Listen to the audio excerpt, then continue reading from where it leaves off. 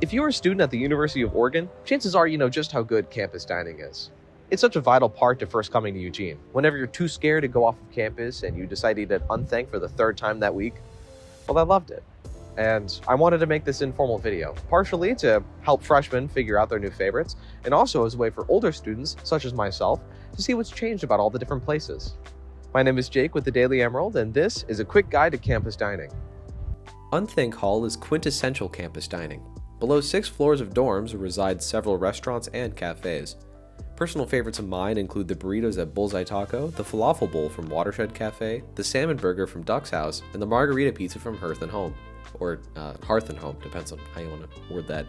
The multitude of restaurants and types of cuisines means you'll have plenty of choices to pick from. I really was speaking from personal experience there at the beginning. I would go out and eat here most of the meals at the start of the year. There's also a corner market here at Unthank. You can buy all sorts of groceries and treats using your points instead of real money. I would go here to stock up on snacks, get a drink with my meal, or get some ingredients to bake desserts with. The market's pretty flexible with student schedules. It's open early and closed at the latest out of any dining option on campus, so it was perfect if I knew I'd be studying late at night. Global Scholars Hall, or GSH, was by far my favorite place to get food. The pasta bar allowed you to create your own customized bowls, choosing the noodle, sauce, and toppings. They also have a mac and cheese, mushroom tortellini, and a weekly special if you want to mix it up. But if you're not feeling Italian tonight, you can definitely do sushi. Their sushi and poke bowls are always prepared the day of, so they stay fresh. And yeah, while those are nice, if it does show up on the weekly special list, please get the sushi burrito. I would get like 3 of these whenever they were available because I didn't know when they'd come back, and they were way too good not to be savored. GSH also got some new things this year, most notably a sandwich bar built right next to the deli. It's got a similar style to Jersey Mike's with its own version of Mike's Way.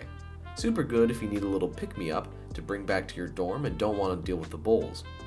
Also, just outside of the food court, GSH has a cafe that serves coffee, tea, smoothies, and now boba tea. Personally, I'd recommend the little bakery treats because they were so convenient, but if you have the time to spare, their taro milk tea is tasty too. When I do research, I never like basing all my knowledge off of just one source. To help this video, I talked to a handful of students to see what their favorite foods were. Here's what they had to say. My name is Seira Kitagawa, and I'm a junior this year. And I also work here in Global Scholars Hall as a resident assistant. So my favorite food here in GSH is miso soup. It's not like a full meal, but it gives me like sense of home, and it's really delicious. So my favorite food would probably be the sandwiches.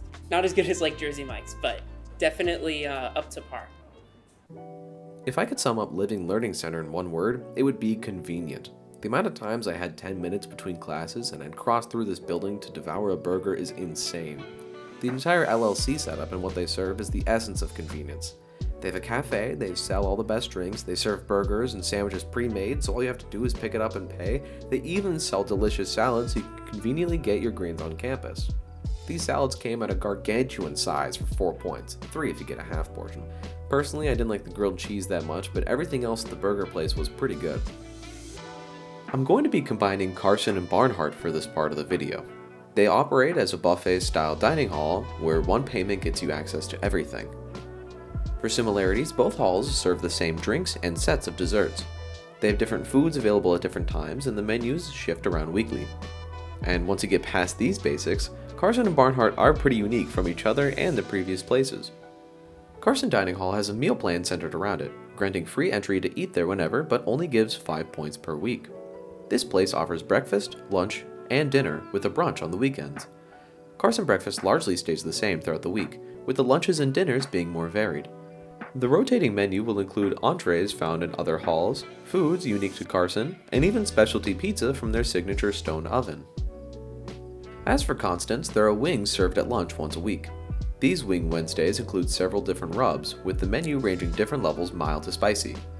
To add to what's expected, Carson has cheese and pepperoni pizza, a salad and sandwich bar, and even an ice cream machine.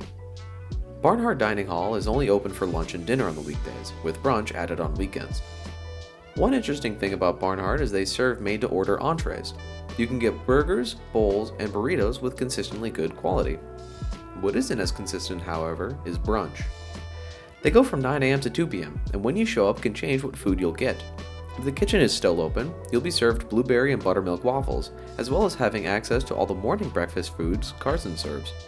If it's later into the afternoon, however, the kitchen's closed down to prepare for the next course, meaning all you're left with to eat is soggy pancakes and spongy eggs. If timed right, Barnhart Brunch rivals the breakfast cafes around Eugene, but if you get up at 1 p.m. to get brunch, like I often did, you won't love what you get. Despite this, I still enjoyed both Carson and Barnhart my freshman year.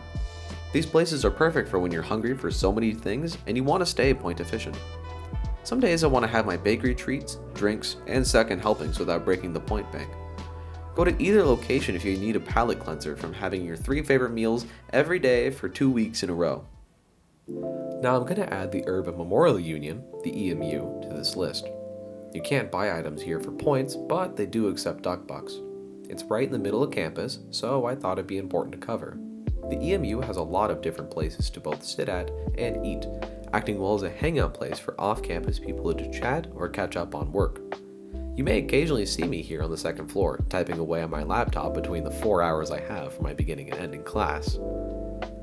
As for food, there's plenty of places to choose from. For meals, there's Subway, Panda Express, Chipotle, a pizza joint, and an all-new chicken restaurant.